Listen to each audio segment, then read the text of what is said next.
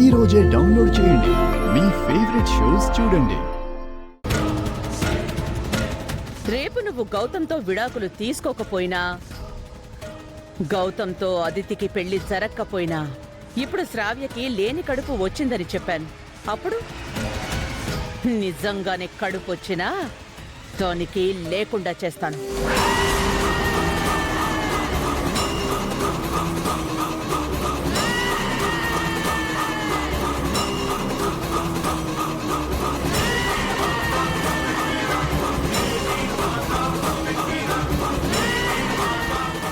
నువ్వెక్కడికి సుభద్ర? తింటున్నప్పుడు లేవకూడదు, కూర్చో.